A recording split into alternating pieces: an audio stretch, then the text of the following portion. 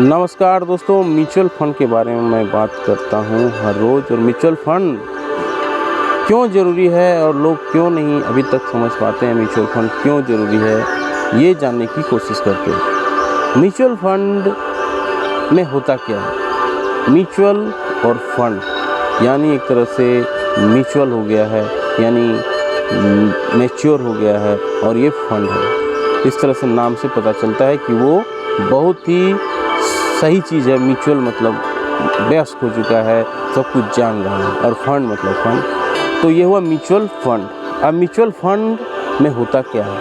एक fund manager जो वाकई में म्यूचुअल है, वो IIM अहमदाबाद से पढ़ा लिखा है, 20-25 साल का एक्सपीरियंस है, मार्केट को मैनेज करना जानता है, तो वो मैनेज करेगा फंड को। अब वो फंड क्या हुआ? हमारे फंड को, आपके फंड को।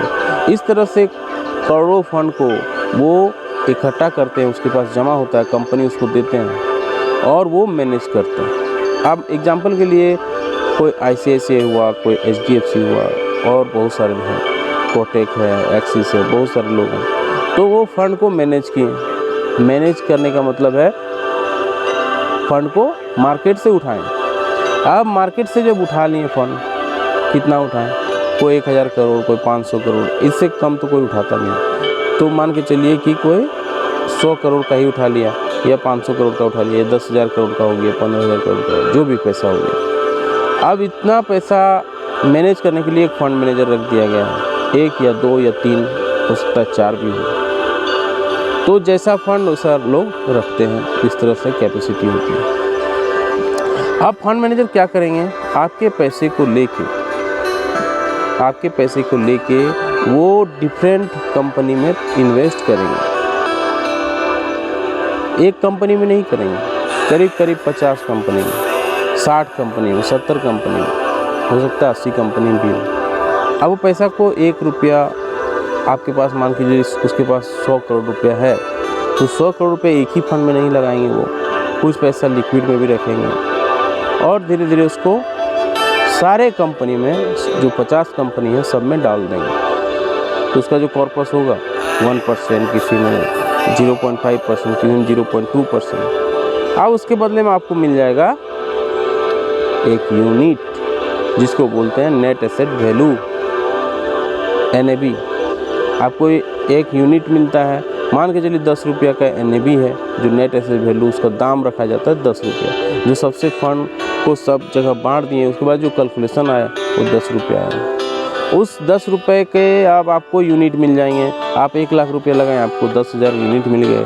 अब 10 रुपया जितना बढ़ेगा उतना आपका बढ़ेगा, जितना गिरेगा उतना गिरेगा। यही हुआ, म्यूचुअल फंड ऐसे ही काम करता है। अब 10 रुपया 11 रुपया हो गया तो आपको फ़ायदा हो गया, 10 रुपया का 9 रुपया हो गया तो आपको नुकसान हो गया। लेकिन अगर आप कोई 5 साल टाइम दे, 3 साल टाइम दे, उसे फ़ायदा होना ही होना है। अब हम आते हैं म्यूचुअल फंड के रूल्स के बारे में। अगर आपको करोड़पति बनना है, क्योंकि दूसरा तरीका करोड़पति बनने का नहीं है, दूसरे तरीके में जाएंगे नुकसान हो जाएगा, फ्यूचर ऑप्शन में जाएंगे, दूसरा काम में जाएंगे, आपको नुकसान हो जाएगा। लेकिन अगर सही तरीके से बनना है तो आपको 15-15-15 15 के रूल को फॉलो करनी है। इस 15 के रूल के हिसाब से आप 15% के रिटर्न अगर पकड़ते हैं, कोई भी म्यूचुअल फंड जो स्मॉल कैप होगा, मिड कैप होगा, जहाँ पे थोड़ा रिस्क रहती है, वो आपको 15 साल में आपको 15% के रिटर्न के हिसाब से आपका पैसा को डबल कर देगी। इसी को बोलते हैं 15 रूल। 15% रिटर्न 15 साल और 15,000 रुपया करके आपको लगाना है। तो 15,000 रुपया करके अगर आप लगाते हैं, 15 साल, 15% का रिटर्न दे देता है, आप करोड़पति बन जाते हैं। अगर आप उसको 30,000 कर दीजिए तो आप जल्दी करोड़पति बन जाएंगे, 7.5 साल में ही करोड़पति बन जाएंगे। जनरली मिडिल क्लास लोग 15,000, जो 50-60 हज़ार कमा रहे हैं, 1 लाख रुपये जैसे कमा रहे हैं, वो 15,000 से 30,000 जमा कर लेंगे। और अगर वो इन्वेस्ट करते हैं सही तरीके से, सही फंड का सिलेक्शन करके, स्मॉल कैप का सिलेक्शन करें, मिड कैप का सिलेक्शन करें, लार्ज कैप का भी कुछ रखें, 15% के रिटर्न के हिसाब से 15 साल में 15,000 रुपया करके आपको करोड़पति बनने से कोई नहीं रोक सकता।